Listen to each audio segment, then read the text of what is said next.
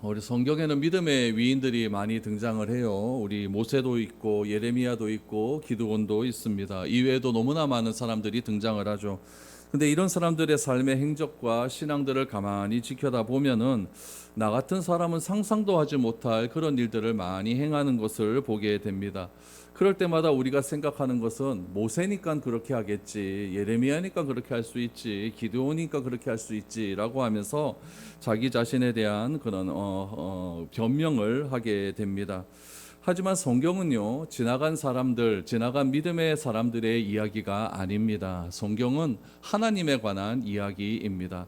하나님께서 그 사람들을 어떻게 다듬으시고 어떻게 회복하셔서 그렇게 믿음의 위인으로 만들어 가셨는가에 대한 이야기지, 하나님이 주인공이지 그 믿음의 사람들의 업적이 우리 성경의 주된 내용은 아니다라는 것을 기억해야 됩니다. 그들은, 믿음의 위인들은 하나같이 평범한 사람들이었습니다. 그러나 이들도 상황이 닥쳤을 때에, 또 환경 앞에서 두려워했고 새롭게 시도하려고 할 때에 주저하고 갈등했다는 이야기들이 굉장히 성경에 등장을 합니다. 그러나 그들을 찾아가신 하나님께서 그들을 만나 주심으로 믿음의 위대한 위인으로 만들어 주신 것입니다. 하나님께서 모세를 부르십니다. 모세를 어떻게 부르셨습니까? 모세를 불렀을 때 모세의 반응을 보십시오. 출애굽기 3장 11절에 보니까 모세가 하나님께 아뢰되 내가 누구이기에 바로에게 가며 이스라엘 자손을 애굽에서 인도하여 내리이까. 한 번에 순종합니까? 나 뭐 하겠다 하는 이야기 아닙니까? 우리도 똑같죠. 우리도 하나님께서 뭘 하나 하라라고 했었을 때 우리가 대번에 한다고 하는 사람 있습니까? 아닙니다. 좀 못합니다 라고 하는 말을 합니다. 예레미야는 어떻습니까? 예레미야 1장 6절에 보니까 내가 이르되 슬프도소이다 주 여호와여 보소서 나는 아이라 말할 줄을 알지 못하나이다. 예레미야도 나는 못하겠다라고 합니다. 나는 아이기 때문에 나는 말할 수 있는 그런 사람이 아니다라고 이야기를 합니다. 기드온은 어떻습니까? 기드온의 300명의 용사, 얼마나 주일학교 때 이야기 많이 들었습니까?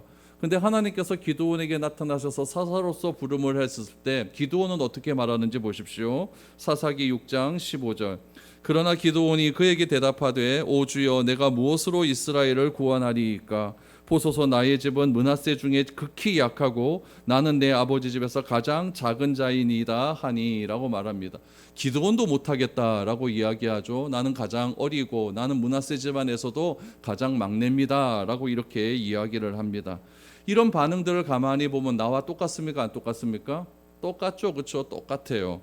하지만 하나님을, 위대한 하나님을 경험한 그들의 인생을 보면은 여러분, 하나님께서 이런 사람들을 붙들어 쓰셔서 그들을 깎으시고 그들을 모난 부분들을 다 회복시켜 주시어서 하나님의 위대한 일을 감당할 수 있는 그런 사람으로 만들어 주셨다라는 이야기죠. 오늘 본문에 나오는 하갈에 대한 이야기도 똑같습니다. 창세기의 시작은요, 1장부터 11장까지 보면 세상이 어떻게 시작되었는가 이런 것들을 원역사라고 이야기해요. 원역사. 그래서 1장부터 11장까지는 원역사에 대한 이야기가 나오고 12장부터 50장까지의 이야기는 4명의 사람에 대한 이야기가 나오죠. 아브라함, 이삭, 야곱, 요셉. 3명의 족장과 1명의 총리에 관한 이야기가 나옵니다. 창세기 16장은 아브라함에 관한 이야기가 계속 이어지다가 갑자기 16장에서 하갈이라고 하는 한 여인이 등장을 하게 됩니다. 이 하갈의 인생에 하나님께서 찾아오십니다. 언제 찾아오시느냐? 하갈이 가장 갈등하고 어렵고 결정하지 못하는 그 순간에 찾아오셔서 하갈을 통하여서 하나님께서 어떻게 역사하시는지를 오늘 16장을 통하여 말씀을 해 주시는 것입니다. 오늘 아브라함의 아내 사내의 몸종이었던 하갈에게 나타나신 그 하나님은 어떤 하나님으로 우리에게 나타나셨는가를 한번 생각해 보시면서 하갈과 같은 미천한 인생에게도 하나님께서 나타나셨다면 우리에게도 나타나실까요? 안 나타나실까요? 나타나신다는 이야기예요. 어떻게 나타나시는가? 어떠한 모습으로 나타나시는가? 이것이 중요한 것 아니겠습니까?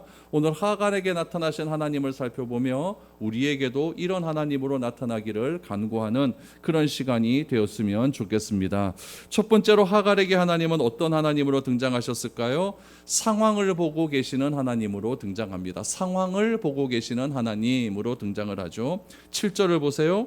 여호와의 사자가 광야의 샘물 곁 곧 술길 샘 곁에서 그를 만나라고 이야기를 합니다. 어디서 만났습니까? 술이라고 하는 동네에서 만났어요. 술.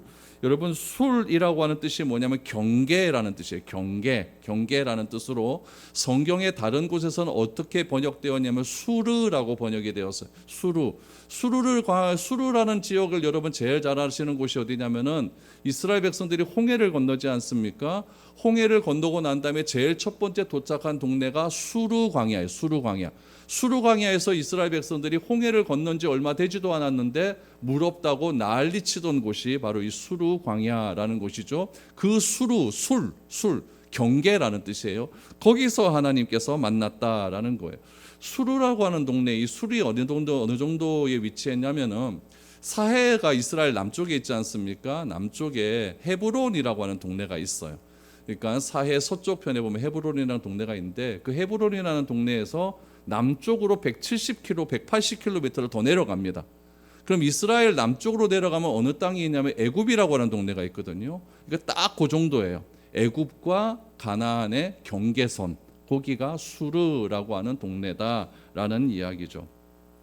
하갈은요, 여러분들도 잘 알다시피 애굽 출신이었어요. 애굽 왕의 노예였죠. 그런데 아브라함이 가나안 땅에 도착을 한 다음에 기근이 들어서 애굽으로 가지 않습니까? 애굽으로 딱 갔더니 아브라함의 아내 사레가 너무나 이뻤나 봐요. 이뻐서 애굽 왕이 그 사레를 자기 아내로 취하겠다라고 하다가 거짓말이 다 탄로되고 뭐 이래서 뭐 하나님께서 뭐 애굽 왕 꿈에 나타나시고 이래서 결국 아브라함이 나가지 않습니까?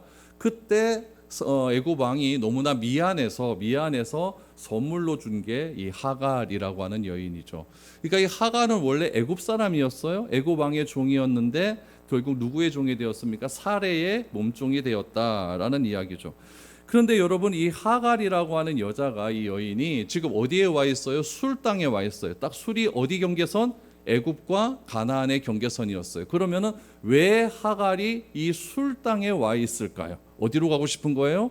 고향으로 가고 싶은 거죠. 그럼 고향으로 가고자 하는 이유가 뭐겠습니까? 아브라함이 아들을 못 낳으니까 사레가 첩을 하나 마련한 거죠. 그 첩이 사레였어요. 사레가 그래서 임신을 하게 됩니다. 임신을 딱 해버렸더니 누구를 무시하는 거예요? 자기 주인을 무시하는 거죠. 무시해버리니까 이 사레가 열이 받습니까 안 받습니까? 그래서 쫓아내버린 거예요. 여보 저것이요 나를 무시해 하면서. 그래서 결국에는 하갈이 사레의 그 구박에 못 이겨서 도망쳐 나온 광경이죠. 어디까지 도망쳐 왔습니까? 술 땅까지 도망쳐 와서 애굽으로 갈 것인가 다시 어떻게 해야 될 것인가 갈등하고 있는 장면입니다. 여러분, 우리도 이런 경우가 많이 있죠. 내 인생의 경계선이 있어요. 어디로 갈지 모르고 어떤 선택을 해야 되는데 갈등의 상황이 있어요. 그 갈등의 상황이 지금 하갈과 똑같은 상황이라는 이야기죠. 술이라고 하는 경계선에서 우리는 과연 무엇을 선택해야 되는가?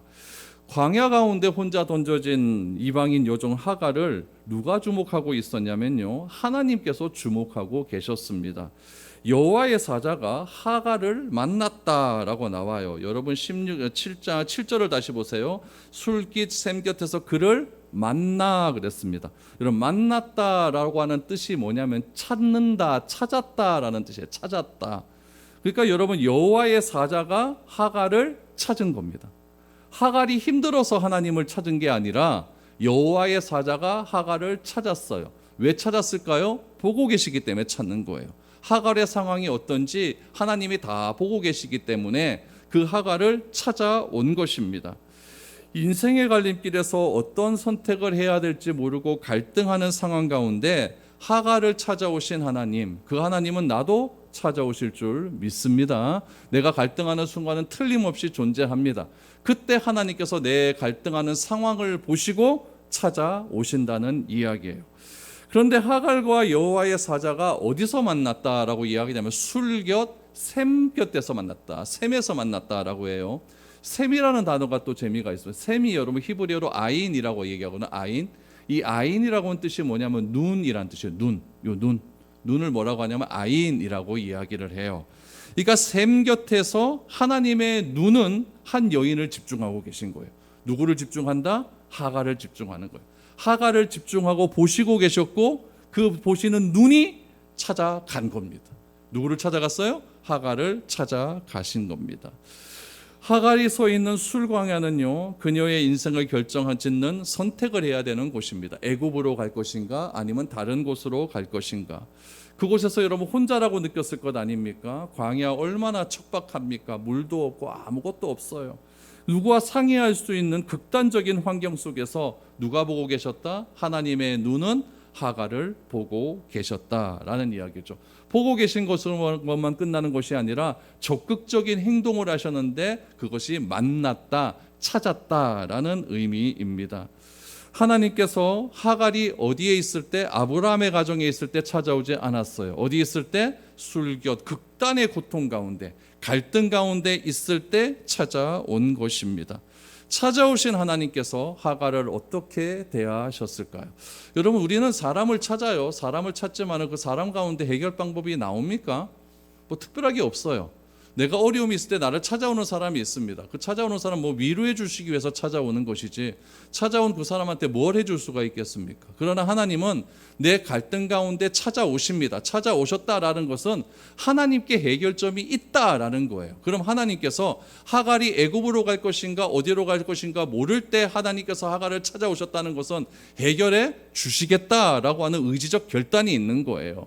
그럼 어떻게 해결해 주시는가? 이게 중요한 것 아니겠습니까? 8절을 보세요. 이르되 사레의 여종 하갈아 내가 어디서 왔으며 어디로 가느냐? 그가 이르되 나는 내 주인인 사레를 피하여 도망하나이다 라고 말해요. 하나님은 하갈의 이름을 부르는데 어떻게 하갈의 이름 앞에 뭘 붙입니까? 사레의 여종, 그러니까 하갈의 정체성은 종이라는 이야기예요. 그러니까 너가 있어야 될 곳은 어디다? 사레의 집이다라는 이야기예요. 그러면서 하갈아라고 이야기했어요. 사레의 여종아 얘기한 것이 아니라 하갈아. 여러분 성경 읽어보면은 하갈의 이름이 불린 곳이 처음으로 등장합니다. 누구로부터 이름이 불려요? 하나님으로부터 이름이 불리는 거예요. 사람이 불러준 것이 아니라. 그러면 사레가 하갈 불렀을 때는 어떻게 불렀을까요? 뭐 어떻게 불렀을까요? 이름 안 불렀다는 이야기죠. 그런데 이름을 누가 부릅니까? 하나님이 부르세요. 여러분 성경에서 이름은 뭐라고 했어요? 정체성이라고 그랬어요. 나의 전부라고 그랬어요. 그러니까 나의 전부를 아시는 하나님께서 부르시는 거예요. 하갈아라고 불러주셨습니다. 그런데 처음으로 하갈의 이름을 부르는 하나님, 하갈은 고통스러운 자신의 환경과 처지를 바라보면서 내 인생의 억울함과 어려움과 내 삶을 이해해 줄 수 있는 사람은 아무도 없다고 생각했습니다. 그런데 하나님께서 하갈의 공허함과 억울함과 어려움을 알고 계셨기에 사레의 여종 하갈아 이렇게 불러주시는 거예요. 여러분 이름을 부른다는 것은 내 인생을 부르는 것과 똑같은 의미가 있습니다. 이름이 존재 그 자체이기 때문에 그렇습니다. 하나님이 질문하셨을 때 하갈은 뭐라고 대답을 합니까? 내 여주인 사레를 피해 도망한다라고 말합니다. 여러분 내 여주인 사레를 피해 도망간다라고 했어요. 과거, 현재, 미래 중에서 언제적이죠? 과거의 이야기예요. 내 여주인 사레가 과거의 사람 아닙니까? 그 과거에 있었던 그 일 때문에 내가 지금 도망가고 있다라는 이야기예요. 근데 하나님은 질문을 어떻게 하셨냐면은 다시 한번 보세요. 이렇게 질문을 하면 8절에 보니까 하갈아 내가 어디서 왔으며 과거예요. 하갈아 내가 어디서 왔으며 어디로 가느냐? 이게 중요한 것 아니겠습니까? 어디로 가느냐는 미래예요. 그러니까 하나님이 질문하시는 것은 과거와 현재와 미래를 다 질문하시는 거예요. 네가 어디서 왔으며 이것에 대한 하갈의 대답은 무엇입니까? 나는 내 주인 여종을 피해 여주인을 피해 지금 도망가고 있나이다. 과거와 현재까지 딱 들어와죠. 그런데 하나님은 미래에까지 질문을 하셨는데 이 미래에 대한 질문을 하갈이 대답합니까? 못합니까? 못한다는 이게 중요한 거예요. 이게 중요한 것이죠. 그러니까 우리 인생 자체는요. 우리 인생 자체는 미래에 대한 불투명함이 있기 때문에 늘 언제나 갈등하고 있다는 이야기예요. 여러분 이것이 우리의 인생의 한계 아니겠습니까? 우리는 미래를 알지를 못합니다. 고통의 원인은 알아요. 그러나 고통의 해결 방법을 모르는 게 우리 인생입니다. 갈등의 원인은 알지만 무엇을 어떻게 선택해야 될지 어떻게 그 갈등을 풀어야 할지도 알지 못합니다. 이것이 우리의 한계라는 이야기죠. 지금 이 하갈과 사레 사이에 갈등이 있습니까? 없습니까? 있었어요. 있었기 때문에 하갈은 그 갈등을 못 견뎌서 도망쳐 나온 겁니다. 갈등의 원인이 있습니까? 없습니까? 있어요. 그러나 갈등의 해결점이 있어요? 없어요? 없어요. 이게 우리의 인생이라는 이야기죠. 그러나 하나님은 우리에게 과거와 미래를 동시에 질문하고 있는 거예요. 왜냐하면 하나님께서는 이 질문에 대한 명확한 해답이 있기 때문이라는 이야기입니다. 하나님은 인생의 갈등 가운데 있는 우리를 보고 계십니다. 그리고 찾아오십니다. 그것은 끝나는 것이 아니라 반드시 우리에게 답을 주시겠다고 하는 하나님의 결단이 있기 때문에 그렇습니다. 하갈이 만난 그 하나님을 우리도 만날 수 있게 되기를 축복합니다. 우리 가운데도 갈등이 있어요. 그 갈등을 누가 보고 계십니까? 하나님이 눈으로, 아인으로 다 보고 계세요. 보고 계시는 것뿐만 아니라 우리를 찾아와 주십니다. 그 하나님이 여러분이 믿고 제가 믿는 하나님이십니다. 참 좋죠. 나를 보고 계시고 찾아와 주시는 하나님. 두 번째는 어떤 하나님일까요? 들으시는 하나님입니다. 들으시는 하나님. 9절을 보시죠. 여호와의 사자가 그에게 이르시되 내 여주인에게로 돌아가서 그 수하에 복종하라. 여러분, 어디로 와서 어디로 가야 할지 모르는 그런 질문에 대해 하갈은 자신이 어디로 왔는지에 대한 대답은 합니다. 그때 하나님께서 어디로 가야 할지 모르는 하갈에게 가야 할 자리를 알려주십니다. 어디로 가라 그래요? 내 여주인에게로 돌아가서 수하에 복종하라. 네 위치를 분명히 알아라 라는 의미인 것이죠. 하갈은 하나님께 뭐라고 이야기하냐면 사례를 피해 도망했다라고 이야기를 합니다. 여러분, 어떤 대상을 피했다라는 것은 관계가 불편하다라는 이야기거든요. 불편한 사람에게 불편한 사람이 너무 불편해서 도망쳐 나온 사람에게 다시 그리로 돌아가라라고 하는 것이 해결점입니까? 염장 지르는 일입니까? 화딱지 나는 일 아니겠어요? 이거 싫어서 도망쳐 왔는데 다시 그리로 가래요. 이게 무슨 하나님인가? 이렇게 생각할 수가 있는 것이죠.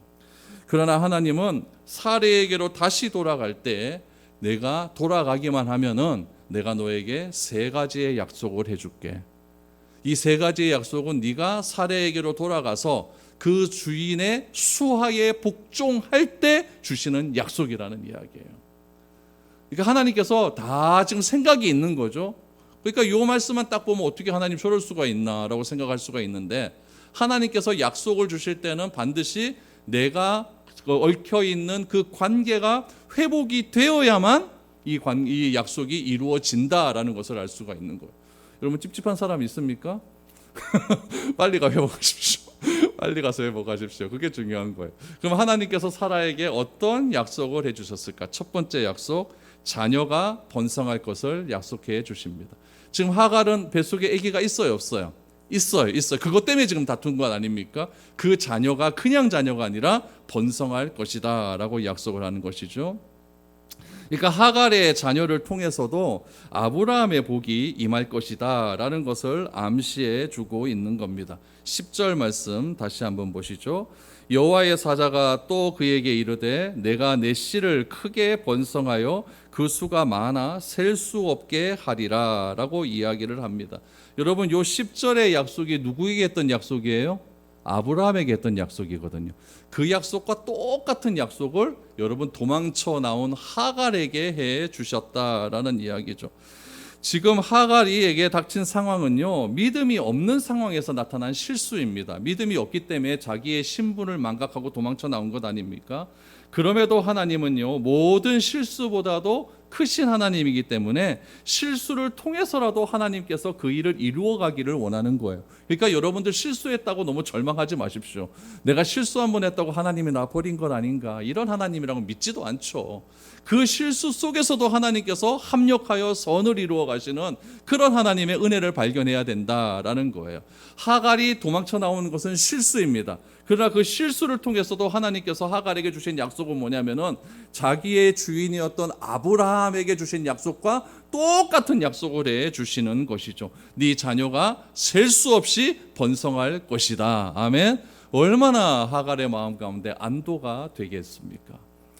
두 번째 약속은 무엇일까요? 아들을 낳을 건데 이름을 이스마엘이라 하라라고 이야기를. 아들 낳는 것도 좋은데 이름까지 지어주세요. 그러면 11절 보세요.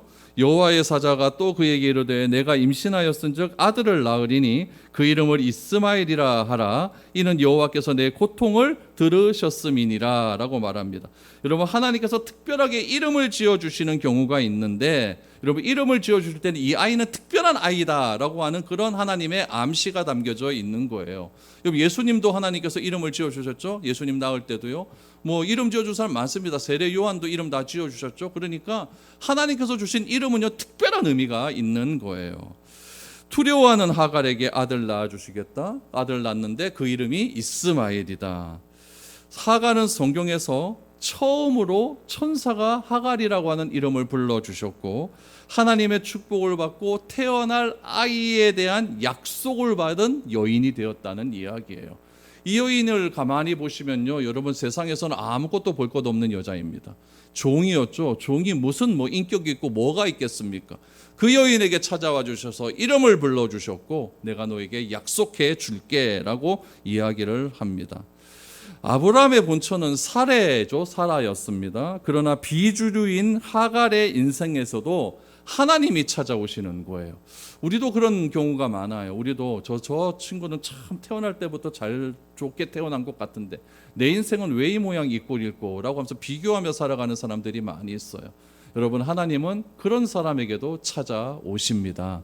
하나님은 꼭 여러분 잘 먹고 잘 사는 사람에게만 찾아오는 것이 아니라 그 사람에 비해서 나는 아무것도 아닌 것 같은 그런 존재에게도 찾아오셔서 이름을 불러주시고 약속을 해주시는 참 좋으신 하나님, 이름을 우리는 꼭 기억을 해야 됩니다. 그 약속, 이스마엘이다라고 이야기를 해요. 여러분, 이스마엘이라는 이름의 뜻이 굉장히 좋습니다. 여러분, 샤마라고, 샤마, 이스마 요게요, 샤마에서 파생된 거거든요. 이 샤마의 어근이 뭐냐면 쉐마입니다. 쉐마. 우리 신명기 6장에 보면 쉐마 이스라엘, 들으라 이스라엘이라는 뜻이잖아요. 그러니까 이스마엘, 이스마까지는 샤마라는 뜻이에요. 샤마, 요거 뭐냐면은 듣는다라는 뜻, 듣는다. 엘은 다 알죠. 엘은 무슨 뜻? 하나님. 그러니까 하나님이 듣는다라는 뜻을 가지고 있는 거예요. 그러니까 하나님께서 갈 바를 알지 못하는 하갈에게 찾아오셔서 하갈의 고통을 들으신다는 이야기예요. 얼마나 멋있습니까? 여러분, 누구 사람에게 찾아가서 내 얘기 들어주는 것도 얼마나 고맙습니까? 여러분, 상담하는 사람 찾아가서 1시간 상담받고 나면 여러분, 교수님 이런 사람들 15만 원씩 받습니다. 근데 하나님은 돈도 안 받고 들어주세요. 돈도 안 받고 내가 이야기만 하면 하나님께서 다 들으신다는 이야기예요. 그러니까 하나님은 하갈의 고통과 아픔을 듣고 계시는 겁니다. 다 들으시는 하나님이죠. 그 하나님은 우리의 고통과 아픔도 내가 기도할 때 들으시는 줄 믿으시기를 바랍니다. 여러분, 하갈이 이스마엘이라고 하는 이야기를 탁 들었을 때, 하나님이 들으시는구나, 하나님이 들으시는구나, 얼마나 감격했겠습니까? 하갈이 찾아와가지고 여러분, 하갈아라고 이름 불러준 그때부터 하갈은요, 눈물 펑펑펑펑 쏟았을 거예요. 그러면서 네가 어디로 가느냐라고 했을 때, 나는 지금 여주인에게 도망쳤어요 그랬더니 하나님이 뭐라고 합니까? 네 여주인으로 도망가, 다시 돌아가 그랬을 때, 하나님 그건 좀 아닌 것 같은데요. 그랬더니 하나님께서 네 자손 풍만하게 해줄게. 너 아들 낳을 건데 아들 이름이 이스마엘이야. 이 얘기 들으니까 막 마음에 감정이 막 올라올 것 같지 않습니까? 이렇게 하나님께서 두 가지 약속을 해주셨고, 마지막 세 가지 약속은 뭐냐면은 이 자손에 대한, 이스마엘에 대한 미래에 대한 약속을 해주십니다. 우리 제일 궁금한 게 이거 아니에요? 내 자식이 어떻게 될 것인가? 이 미래에 대한 약속 어떻게 해주시는가? 12절입니다. 그가 사람 중에 들나귀 같이 되리니 그의 손이 모든 사람을 치겠고 모든 사람이 손이 그를 칠지며 그가 모든 형제와 대항하여 살리라 하니라 라고 이야기해요. 여기서 두 가지 의미가 있어요. 하나는 좋은 약속, 하나는 나쁜 약속. 긍정적인 의미, 좋은 의미는 무엇이냐면은 이스마엘이 태어나면 어떤 사람이 되느냐? 들나귀가 같이 힘이 세고 두려움이 없는 자유인이 될 것이다 라고 하는 약속을 해 주셨습니다. 여러분, 하갈에게 가장 필요한 건 자유 아니겠어요? 종으로 사는 사람에게 필요한 건 자유잖아요. 그러니까 자유를 갈망하는 하갈에게 이 약속은요, 믿음의 길로 다시 들어갈 수 있는 결정적인 계기가 된 거예요. 내 아들이 뭐가 되느냐? 힘이 센 누구처럼? 들나귀처럼 힘이 센 자유인이 될 것이다. 누구도 그를 두려워할 자가 없을 것이다. 이렇게 약속을 해주셨죠. 이건 긍정적인 의미예요. 그러나 부정적인 의미도 있습니다. 무엇이냐면은 이스마엘은 아브라함의 불신앙으로 낳은 아들 아닙니까? 아브라함이 기다려야 되는데 16년 동안 애가 안 생기니까 사레가 첩을 넣어준 것 아니에요? 그러니까 불신앙으로 낳은 아들이기 때문에 죄의 결과로 믿음의 자녀들과 대항하며 살게 될 것이다 라고 이야기해요. 12절 다시 보시면 그의 손이 모든 사람을 치겠고 모든 사람의 손이 그를 칠지며 그가 모든 형제와 대항해서 살리라 라고 이야기를 하고 있는 거예요. 그러니까 이삭의 후손과 이스마엘의 후손이 늘 대립하는 관계가 될 것이다 라고 이야기를 한 것이죠. 이런 약속이 지금 하갈이 술 광야에서 술 땅에서 애굽으로 갈 것인지 어디로 갈 것인지 방황하며 갈등하는 하갈에게 하나님의 말씀처럼 헤브론으로 다시 돌아가야 될 분명한 이유가 되는 거예요.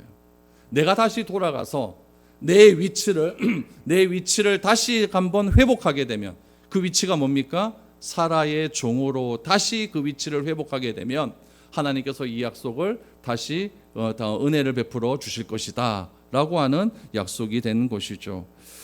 이 약속의 말씀을 들은 하갈은요, 아브라함이 과거에 걸었던 그 믿음의 길과 똑같은 길을 걸어가게 되는 것입니다.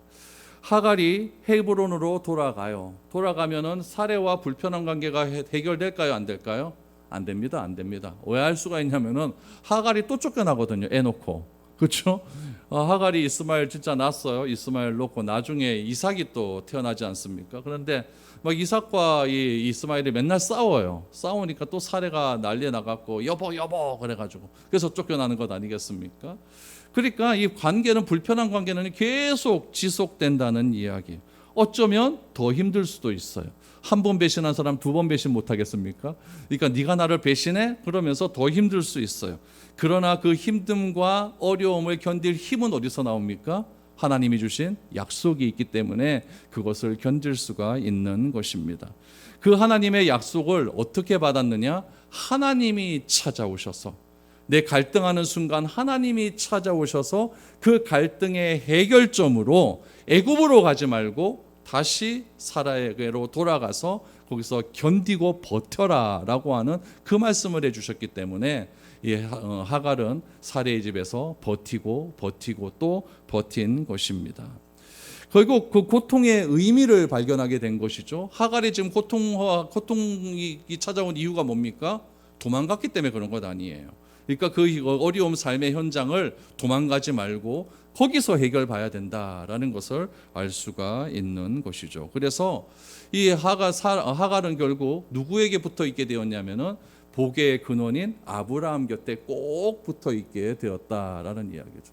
여러분 이거 가만히 보니까 지난주 우리 오후 예배 때 말씀드렸던 이 참 포도나무에 대한 비유가 생각나지 않습니까? 주님은 포도나무요, 우리는 가지니 딱 붙어 있어야 되는 거예요. 그러니까 믿음의 복의 근원인 아브라함에게 딱 붙어 있으면 된다는 이야기죠. 우리 요한복음 15장 다시 한번 보세요. 1절 2절 나는 참 포도나무요 내 아버지는 농부라 물은 내게 붙어 있어 열매를 맺지 아니하는 가지는 아버지께서 그것을 제거하여 버리시고 물은 열매를 맺는 가지는 더 열매를 맺게 하려 하여 그것을 깨끗하게 하시느니라 라고 이야기를 하는 거예요. 그러니까 포도나무의 가지는 포도나무에 딱 붙어 있을 때 열매를 맺는 것처럼 이 사레가 열매를 맺기 위해서 누구 곁에? 아브라함 곁에 꼭 붙어 있어야 된다라는 이야기죠. 그러므로 신앙이라는 건 뭐냐면요, 복의 근원 곁에 꼭 붙어 있는 겁니다.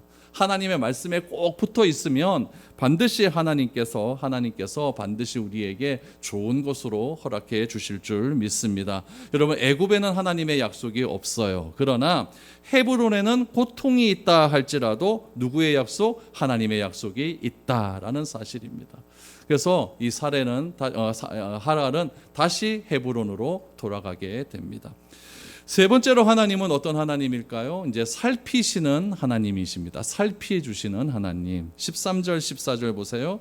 하갈이 자기에게 이르신 여호와의 이름을 나를 살피시는 하나님이라 하였으니 이는 내가 어떻게 여기서 나를 살피시는 하나님을 배웠는고 함이라. 이러므로 그 샘을 부엘라 헤로이라 불렀으며 그것은 가데스와 베렛 사이에 있더라 라고 이야기를 해요. 하갈은 엄청난 은혜의 순간, 하나님을 만난 그 감격스러운 순간에 하나님의 이름을 고백하기 시작합니다. 그동안 하갈은요, 하나님이란 존재를 자신의 여주인이었던 아브라함과 사레의 하나님으로만 생각을 했어요. 나 같은 사람에게는 하나님이 찾아오지 않을 것 같다는 그런 생각이 있었거든요.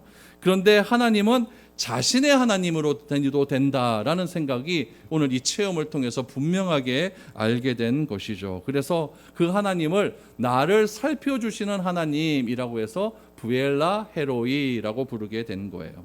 이런 부엘라라는 뜻은 우물이라는 뜻입니다. 부엘라라고 하는 뜻은 우물이에요. 요 해라는 게 있죠. 해라는 것은 여러분 하이라는 뜻이거든요. 하이에서 해 이렇게 나온 겁니다. 그래서 하이라는 것은 뭐냐면 살아있는 이라는 뜻이 살아있는. 로이라고 하는 것은 뭐냐면요, 선견자라는 뜻이에요. 나보다 앞선 자, 선견자. 그래서 요 부엘라 헤로이 그대로 문자적으로 하면은 나를 살피시는 살아계신 자의 우물 이렇게 되는 거예요. 그 살아계신 자가 누구겠습니까? 하나님이라는 얘기죠. 그래서 나를 살피시는 하나님, 부엘라 헤로이. 여기서 만났으니까 여기선 부엘라 헤로이다라는 것을 알게 되는 것이죠. 그러니까 나를 살피시는 하나님, 나를 보시는 하나님, 나를 주목하고 계시는 하나님이라는 의미가 담겨져 있는 것이죠. 하갈은 이방여인이었어요. 도망자였어요. 아무것도 아닌 인생이었습니다. 그런데 뜻밖의 장소에서, 절망의 장소에서, 갈등의 장소였던 술광야에서 인생의 해답을 찾게 된 것입니다. 그 해답이 어디로부터, 누구로부터 나왔다고요? 하나님으로부터 나오게 된 것입니다. 하갈은 하나님께서 자신의 인생을 보고 계시며 고통 속에 있는 그 소리를 다 들으시고 자녀의 미래까지도 책임져 주시는 약속을 듣고 부엘라 헤로이, 내가 하나님을 만났다라고 하는 그런 진실된 고백을 하게 된 것입니다. 오늘 우리는요, 하나님과 사레가 만난 하나님이 아니라 하갈처럼 내가 하나님을 만난 그 하나님을 체험해야 됩니다. 저는 우리가 드리는 이 예배의 장소가 부엘라 헤로이가 될 수 있게 되기를 축복합니다. 예배드림을 통해서 나를 살피시는 하나님을 경험할 수 있게 되기를 바랍니다. 예배는 어떤 곳입니까? 하나님이 주시는 생수를 경험하는 장소로 나오는 곳이 여러분 예배의 장소입니다. 하나님은 하갈의 하나님일 뿐만 아니라 남몰래 신음하고 인생의 방황을 몰라서 고민하는 자의 하나님이십니다. 그런 하나님이 여러분 신약 성경에 보면은 찾아가 주시는 장면이 나와요. 요한복음 4장에 보면 사마리아 여인과의 대화가 나오거든요. 예수님은 의도적으로 사마리아로 들어가신 것이죠. 유대인과 사마리아의 경계선, 수가성입니다. 제가 수가성에 가보니까 진짜 유대인 땅과 사마리아의 딱 경계선이에요. 거기에요. 거기서 하나님께서 누구를 만나 주십니까? 남편 5 있는 여자를 만나 주셨어요. 그리고 그녀의 내면의 아픔을 들으셨고 그녀의 인생을 살펴주셨어요. 그리고 이런 말씀을 하시죠. 예수께서 대답하여 이르시되 이 물을 마시는 자마다 다시 목마르거니와 내가 주는 물을 마시는 자는 영원히 목마르지 아니하리니 내가 주는 물은 그 속에서 영생하도록 솟아나는 샘물이 되리라 라고 말씀을 합니다. 여러분 예배의 자리는 무엇을 마시는 자리입니까? 생수를 마시는 자리예요.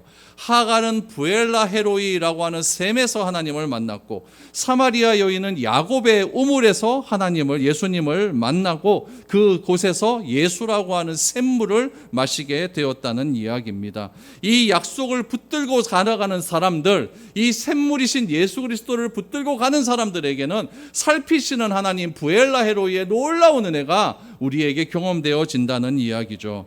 여러분 샘물을 마시는 사마리아 여인은 예수님을 만난 이후에 완전히 삶이 변화가 됩니다. 그가 어떻게 변화가 되었습니까? 요한복음 4장 28절에서 30절 말씀에 보면 이렇게 나와요. 여자가 물동이를 버려두고 동네로 들어가서 사람들에게 이르되 내가 행한 모든 일을 내게 말한 사람을 와서 보라. 이는 그리스도가 아니냐 하니 그들이 동네에서 나와 예수께로 오더라라고 이야기를 합니다. 이야기를 했습니까? 안 했습니까? 했어요. 와 보라, 내가 그리스도를 만났다라고 이야기를 합니다. 하갈이 헤브론으로 돌아갑니다. 돌아가서 하나님에 대한 이야기를 했을까요? 안 했을까요? 했겠죠. 했어요.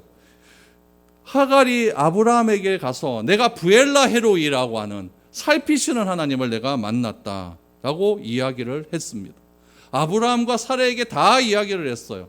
그 증거가 어디서 나오는지 아십니까? 오늘 15절 16절에서 나와요. 하갈이 아브라함의 아들을 낳음에 아브라함이 하갈이 낳은 그 이름을 이름하여 이스마엘이라 하였더라. 하갈이 아브라함에게 이스마엘을 낳았을 때 아브라함이 86세였더라. 아브라함이 아들을 낳았는데 하갈에서 아들을 낳은 이름을 뭐라고 지어요? 이스마엘. 하갈이 이야기 안 했으면 어떻게 알았겠습니까? 이건 하갈이 아브라함에게 이야기했다는 이야기예요. 내가 도망쳤더니 하나님께서 나를 찾아오셨다. 찾아오셔서 나에게 다시 돌아가라고 하셨다. 약속도 3가지 주셨다. 이름도 알려주셨다. 이렇게 이야기를 한 거죠. 아브라함이 그 이야기를 듣고 깜짝 놀랐을 겁니다. 그리고 시간이 조금 지난 다음에 아기를 낳았어요. 아기를 딱 낳았더니 진짜 아들이에요. 아들을 낳고 아브라함이 이름을 뭐라고 했다고요? 이스마엘이라 했다. 하나님이 들으신다. 이거는 하갈에게 나타난 그 하나님을 아브라함이 받아들였다는 의미가 되는 것이죠. 하나님은 고통 속에 있는 하갈을 찾아오셔서 3가지 약속을 통해 불확실성 속에 살아가는 하갈을 회복시켜 주셨습니다.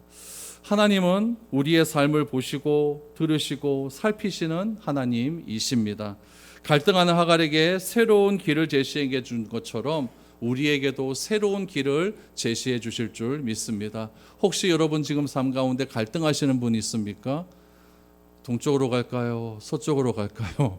아니면 딴 쪽으로 갈까요? 이 갈등하시는 분이 있다면 나를 찾아와 주시고 아인이라고 하는 눈으로 나를 보고 계시는, 살피시는 그 하나님을 경험할 수 있게 되기를 바랍니다. 그래서 그 하나님 말씀의 순종함을 통하여서 이스마엘이라고 하는 귀한 약속의 결과를 얻게 되는 저와 여러분들의 삶이 될 수 있기를 축복드립니다.